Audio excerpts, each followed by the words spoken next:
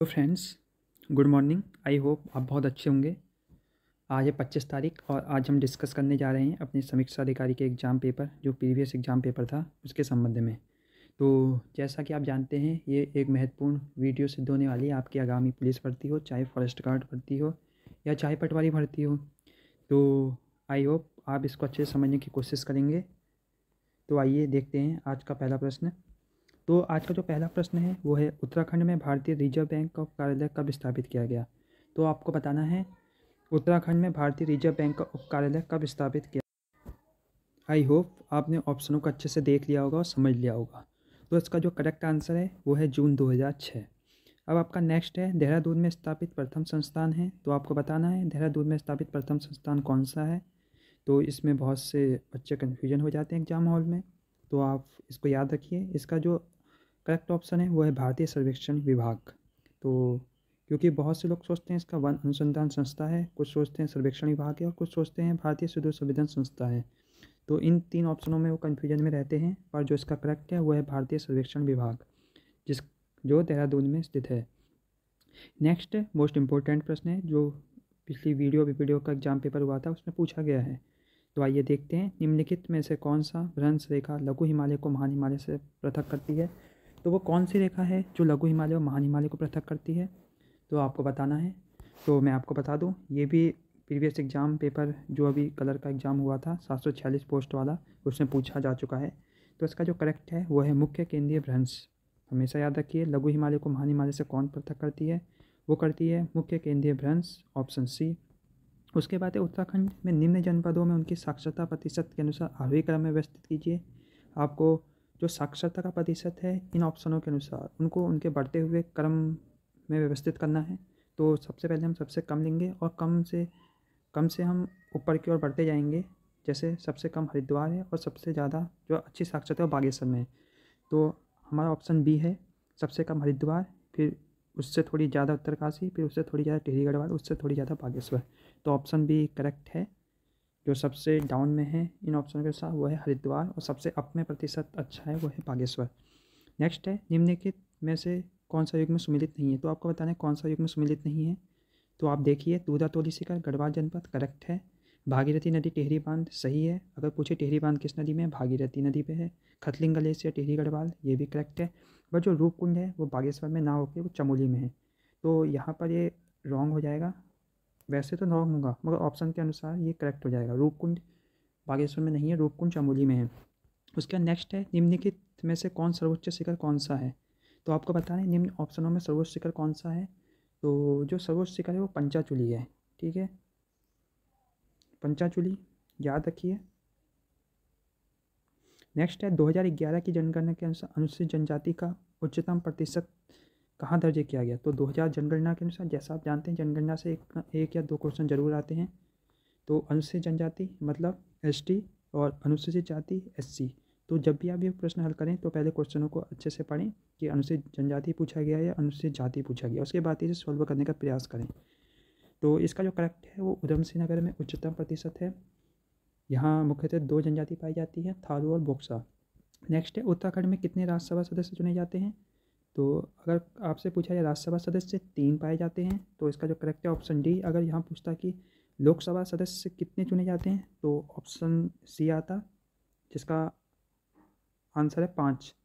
तो जो हमारे लोकसभा सदस्य हैं वो 5 सदस्य चुने जाते हैं, राज्यसभा सदस्य 3 चुने जाते हैं, और जो विधानसभा में निर्वाचित सदस्यों की संख्या पूछता तो वो है 70।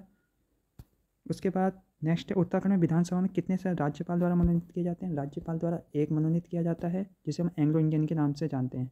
बट ये प्रथा 2020 में समाप्त कर दी गई है। फिर भी इसका जो करेक्ट है वो एक है। जो इसका जो करेक्ट है वो एक है, मतलब ऑप्शन डी। तो उत्तराखंड विधानसभा में कितने से राज्यपाल द्वारा मनोनीत किए जाते हैं, एक। ठीक है, उसके बाद नेक्स्ट है, निम्नलिखित में कौन सुमिलित नहीं है। तो इसमें सुमिलित नहीं है बताना है। हम देखते हैं, हरित भट्ट शैलेश एक लेखक हैं, कालू मेहरा स्वतंत्रता सेनानी हैं जो चंपावत से संबंधित हैं, के.एस. वाल्दिया वो पर्वतारोही ना होकर भूवैज्ञानिक हैं। तो यहाँ के.एस. वाल्दिया सम्मिलित नहीं है, बाकी एकता बिष्ट क्रिकेट खिलाड़ी है। नेक्स्ट है, उत्तराखंड पंचायत राज में महिलाओं के लिए आरक्षित स्थानों का प्रतिशत क्या है। तो आपको उत्तराखंड पंचायत में महिलाओं का आरक्षित स्थान बताना है। जब हम एग्ज़ाम हॉल में बैठते हैं तो हम 33% या 50% में कन्फ्यूजन हो जाते हैं, क्योंकि पहले 33% था बट अब बढ़ के 50% हो गया है। तो आप इसका जो टिक लगाएंगे 50% लगाएंगे। नेक्स्ट है निम्नांकित में कुलीन नरेशों से संबंधित है। तो कुलीन नरेशों से कौन संबंधित है आपको बताना है। तो कुलीन नरेश, तो जब भी आप कुलीन नरेशों के बारे में पढ़ेंगे तो आप एक शासक का नाम सुनेंगे अमोद भूति। तो अमोद भूति बहुत पराक्रमी शासक था कुलीन वंश का। तो इसका जो करेक्ट है वो धनभूति और अमोद भूति है। बाकी कृष्णदेव राय तो नहीं है, ये हम इतिहास में चले जाएंगे। अशोक चल्द, ये तुम्हारे नेपाल वाले हो गए, नेपाल से संबंधित हैं। उसके बाद हम अपना नेक्स्ट देखते हैं, उत्तराखंड में अशोक का शिलालेख स्थित है। तो आपको बताना है अशोक के शिलालेख कहाँ स्थित है। ये मोस्ट इंपॉर्टेंट क्वेश्चन है और ये नॉर्मली पूछा ही जाता है।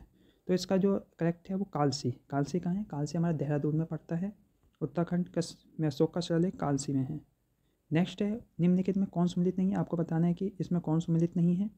तो देखते हैं, उच्च न्यायालय नैनीताल में करेक्ट है, फूलों की घाटी चमोली में करेक्ट है, और CBRI रुड़की ये भी करेक्ट है। बट जो भैरव घाटी है वो पिथौरागढ़ में नहीं है, तो ये रॉन्ग हो जाएगा। तो इसमें कौन सम्मिलित नहीं है, ऑप्शन डी।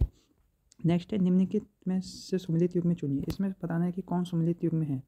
तो आइए देखते हैं, सोमेश्वर मंदिर तामपत पवार राजवंश रॉन्ग, हाड़गांव तामपत चंद्रवंश रॉन्ग, पांडुकेश्वर तामपत गोरखामल रॉन्ग। पर जो तालेश्वर तामपत पर्वताकार राज से संबंधित है वो सही है। तालेश्वर तामपत किससे संबंधित है, पर्वताकार या ब्रह्मपुर। अगर पूछे तालेश्वर तामपत किससे संबंधित है तो पर्वताकार या ब्रह्मपुर राज से संबंधित है। तो नेक्स्ट है उच्चचंद राजा का नाम बताइए जिसने खसिया टोला डांडा में आलमनगर नगर की राजधानी बसाई। तो आपको बताना है कि खसिया टोला डांडा में आलमनगर नामक नगर की राजधानी किसने बसाई। तो हम आपको बता दें, जो आलमनगर है वो आज का अल्मोड़ा है। अल्मोड़ा का जो पहला नाम था वो आलम नगर था, जो मुगलों के शासनकाल में था। बाकी जो इसका जो करेक्ट आंसर है, जो राजधानी बसाई है आलमनगर अल्मोड़ा में, वो बालो कल्याण चंद ने बसाई है। ये जो चंद्रवंश की राजधानी पहले चंपावत में थी, बाद में अल्मोड़ा में शिफ्ट कर दी बालो कल्याण चंद ने। नेक्स्ट है श्रीनगर में अपनी राजधानी किसने बनाई। तो श्रीनगर में अपनी राजधानी किसने बनाई ये आपको बताना है। तो श्रीनगर में जो कि अपनी राजधानी बनाई वो अजयपाल चंद्रवंश का महान सम्राट था, और उसने श्रीनगर में अपनी राजधानी बसाई। उस नदी का नाम बताए जिस अपनी सीमा बनाने के लिए गढ़वाल और कुमाऊं के राजा युद्ध रहते थे। तो आपको बताना है उस नदी का नाम जिसको अपनी गढ़वाल और कुमाऊं के राजा युद्ध करते रहते थे। तो इसका जो करेक्ट आंसर है वो पश्चिमी रामगंगा है, और इस पश्चिमी रामगंगा को गढ़वाल और कुमाऊं के राजा अपनी जो सीमा बनाने के लिए युद्ध करते रहते थे। तो इसका जो ऑप्शन है वो सी करेक्ट है। नेक्स्ट है निम्न में कौन उत्तराखंड से संबंधित नहीं। उत्तराखंड में कौन संबंधित नहीं है जाति। किरातवद उत्तराखंड से संबंधित है, खस उत्तराखंड से संबंधित है, जाट उत्तराखंड से संबंधित है। जाट भोटिया जनजाति की उपजाति है। बाकी जो संथाल हैं वो उत्तराखंड से संबंधित नहीं है। नेक्स्ट है उत्तराखंड क्रांति दल की स्थापना किस वर्ष हुई। तो आपको बताना है, ये मोस्ट इंपॉर्टेंट है, और वैसे भी उत्तराखंड क्रांति दल का पूरा इतिहास हर उस स्टूडेंट को पता होना चाहिए जो उत्तराखंड की परीक्षाओं की तैयारी कर रहा है, और वैसे भी उत्तराखंड क्रांति दल का इतिहास सबको पता होना चाहिए टिप्स में। तो इसका जो करेक्ट है 1979 है, ऑप्शन बी। निम्न में से कौन सा स्थान उत्तराखंड में स्थित नहीं है। तो ये आपका बेसिक है, लाखा मंडल जौनसार में, हरिपुर उत्तराखंड में ही है, खला मंडल भी उत्तराखंड में है। वह जो सुमेलित नहीं है वो मतीपुर मंडावर है, ये उत्तराखंड में नहीं है।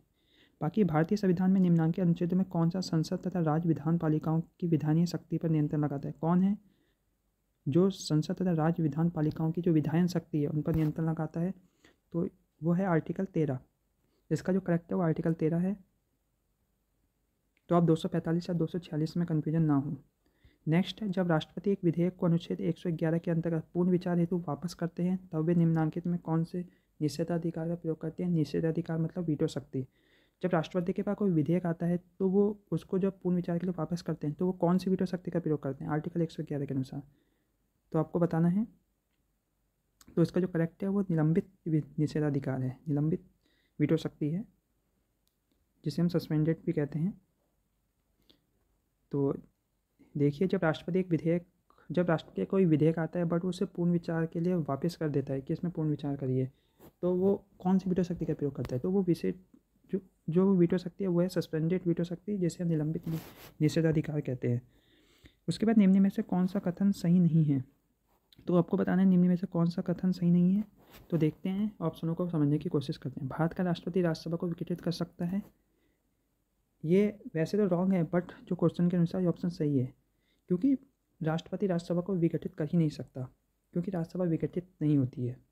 इसलिए निम्नलिखित में कौन सा कथन सही नहीं है? तो फर्स्ट ऑप्शन है ये सही नहीं है, क्योंकि जो राज्यसभा एक निरंतर चलने वाली है ये कभी विघटित नहीं होती है। बाकी धन विधेयक केवल लोकसभा में प्रस्तुत किया जाता है, हाँ ये करेक्ट है, धन विधेयक लोकसभा में प्रस्तुत होता है।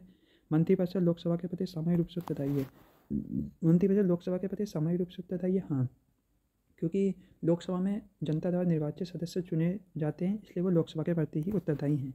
बाकी राज्यपाल को राष्ट्रपति हटा सकता है, हाँ, जो राज्यपाल है उसे राष्ट्रपति ही हटाता है, क्योंकि राष्ट्रपति ही राज्यपाल की नियुक्ति करता है, इसलिए वही उसे हटाता है। हमारा नेक्स्ट है, निम्नलिखित में से कौन संसद के दोनों सदनों की कार्यवाही में भाग ले सकता है? तो आपको बताना है। तो ऑप्शन ये, भारत का मुख्य न्यायाधीश, भारत का उपराष्ट्रपति, भारत का महान्यायभिकर्ता या भारत का महान्यायवादी। तो इसका जो करेक्ट है वो ऑप्शन डी, भारत का महान्यायवादी, जिसे हम अटॉर्नी जनरल के नाम से जानते हैं, अटॉर्नी जनरल। तो ये पॉलिटिकल साइंस के क्वेश्चन है। इसका नेक्स्ट है, लोकसभा के अध्यक्ष को निम्नलिखित में से कौन सा कार्य है? तो ये आपका होमवर्क है। अगर आप इसका आंसर नहीं बता पाए तो कल हम इसका, अगर आपके कमेंट आए तो हम इसका आंसर बताने की कोशिश करेंगे। लोकसभा के अध्यक्ष का निम्नलिखित में से कौन सा कार्य है? ये मोस्ट इंपॉर्टेंट क्वेश्चन है, इसलिए ये मैंने आपको होमवर्क दिया है। होमवर्क क्या है, थोड़ा आपकी भी कसरत होगी, आप भी अपना थोड़ा दिमाग घुमाएंगे और इसके द्वारा आपके बहुत से क्वेश्चनों का कन्फ्यूजन दूर होगा कि राष्ट्रपति के क्या कार्य हैं, लोकसभा अध्यक्ष के क्या कार्य हैं। तो इसे आप एक बार देखने की कोशिश करिएगा। नेक्स्ट है, भारतीय संविधान का अनुच्छेद 249 किसके अधिकारों से संबंधित है? तो आर्टिकल 249 जहाँ भी आए 249 तो ये राज्यसभा से संबंधित होगा। उसके बाद निम्नलिखित में से न्यायिक समीक्षा व्यवस्था प्रणाली है, न्यायिक समीक्षा प्रणाली जो कहाँ से ली गई है? तो वो संयुक्त राज्य अमेरिका से ली गई है, तो इसे याद रखना है। तो इसका जो करेक्ट होगा भारत और संयुक्त राज्य अमेरिका में। वैसे ही संयुक्त राज्य अमेरिका से भारत ने ली है, बट ये अभी भारत और संयुक्त राज्य अमेरिका दोनों में प्रचलित है। निम्नलिखित में कौन सरकार का अंग नहीं है? व्यवस्थापिका है, कार्यपालिका है, न्यायपालिका है, निर्वाचन आयोग। तो आपको बताना है कि इसमें से कौन, व्यवस्थापिका, कार्यपालिका, न्यायपालिका, निर्वाचन आयोग, कौन सरकार का अंग नहीं है? तो आप अपना दिमाग लगाइए और बताइए कि कौन सरकार का अंग नहीं है। तो ये भी बहुत अच्छा क्वेश्चन है, तो मैं आशा करूँगा आप इसका भी आंसर कमेंट में देने की कोशिश करिए।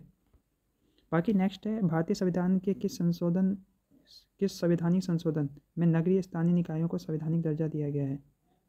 तो आपको बताना है भारतीय संविधान के किस संवैधानिक संशोधन में नगरीय स्थानीय निकायों को संवैधानिक दर्जा दिया गया है? तो कौन सा संविधान है जिसमें नगरपालिका की बात कर रखी है? तो वो 74वां संविधान संशोधन है। नेक्स्ट है, भारतीय संविधान में निम्नलिखित में से किस न्यायालय में तदर्थ न्यायाधीश की नियुक्ति व्यवस्था है? तो आपको बताना है जो तदर्थ न्यायाधीश है वो कहाँ नियुक्त होता है? तो वो केवल सर्वोच्च न्यायालय में नियुक्त होता है। तो इसका जो करेक्ट है वो सर्वोच्च न्यायालय में नियुक्त होता है। नेक्स्ट है, भारतीय संसद लोक लेखा समिति के अध्यक्ष का नामांकन निम्नलिखित में से कौन करता है? तो आपको बताना है कि भारतीय संसद लोक लेखा समिति के अध्यक्ष का नामांकन निम्नलिखित में से कौन करता है? तो देखिए ये बहुत अच्छे क्वेश्चन, स्टैंडर्ड क्वेश्चन है। तो आप बताइए कि आपको 2 सेकंड का वक्त दिया जाता है, बताइए कि इसमें से करेक्ट आंसर क्या है। आई होप आपने सारे ऑप्शनों को अच्छे से पढ़ा होगा, समझा होगा। तो इसका जो करेक्ट आंसर है वो है लोकसभा अध्यक्ष से। तो जो लोक लेखा समिति है, जो इसका अध्यक्ष होता है वो विपक्षी दल का नेता ही चुना जाता है, और इसकी जो नियुक्ति करता है और जो इसका जो नामांकन करता है वो लोकसभा का अध्यक्ष करता है। नेक्स्ट है, निम्नलिखित में से कौन विषय संघ सूची में सम्मिलित नहीं है? तो आपको बताइए हमारे संविधान में 3 सूची हैं, राज्य सूची, संघ सूची और समवर्ती सूची। तो आपको बताना है कि वो कौन सा है जो संघ सूची में सम्मिलित नहीं है। तो वो है कानून एवं व्यवस्था। बाकी रक्षा, विदेशी मामले और अंतर्राज्यीय व्यापार और वाणिज्य ये हमारे संघ सूची के विषय है, बट जो कानून और व्यवस्था है वो संघ सूची में सम्मिलित नहीं है। उसके नेक्स्ट है, राष्ट्रपति राज्यसभा में आंग्ल भारतीय समुदाय के कितने सदस्य को मनोनीत करते हैं? तो वो 2 सदस्यों को मनोनीत करते हैं। तो ऑप्शन बी, भारत की संसद में संयुक्त अधिवेशन की अध्यक्षता कौन करता है? तो आपको बताना है भारत की संसद के संयुक्त अधिवेशन की अध्यक्षता कौन करता है? भारत का प्रधानमंत्री, संसद का वरिष्ठतम सदस्य, राज्यसभा का सभापति या लोकसभा का अध्यक्ष। तो आपको इसका आंसर बताना है। बाकी बता दूँ कि जो संयुक्त अधिवेशन है वो बुलाता तो राष्ट्रपति है, बट जो इसकी अध्यक्षता करता है वो लोकसभा का अध्यक्ष करता है। बहुत से लोग कन्फ्यूजन हो जाते हैं कि राष्ट्रपति करता है कि या हमारा लोकसभा का अध्यक्ष करता है, बट जो इसका जो करेक्ट आंसर है वो लोकसभा का अध्यक्ष ही इसकी अध्यक्षता करता है। बाकी राष्ट्रपति और उपराष्ट्रपति की अनुपस्थिति में भारत के राष्ट्रपति का दायित्व कौन संभालता है? तो लोकसभा का अध्यक्ष नहीं संभालता है, राज्यपाल तो संभालेगा ही नहीं, भारत का प्रधानमंत्री नहीं संभालेगा क्योंकि उसे और भी बहुत काम है। तो इसका जो करेक्ट है भारत के सर्वोच्च न्यायालय का मुख्य न्यायाधीश। तो कौन संभालता है? भारत के सर्वोच्च न्यायालय का मुख्य न्यायाधीश ये राष्ट्रपति की अनुपस्थिति में उसके कार्यभार को संभालता है। आई होप आपको ये सीरीज अच्छी लगी होगी, पसंद आई होगी। बाकी मैंने आपको 2 क्वेश्चन दे रखे हैं, उनमें थोड़ा दिमाग में जोड़ डालने की कोशिश करिएगा। अगर आपसे नहीं हुआ तो हम उन 2 क्वेश्चनों का डिस्कशन कल करेंगे। बाकी आपको पसंद आए तो इसे लाइक ज़रूर करिए। धन्यवाद।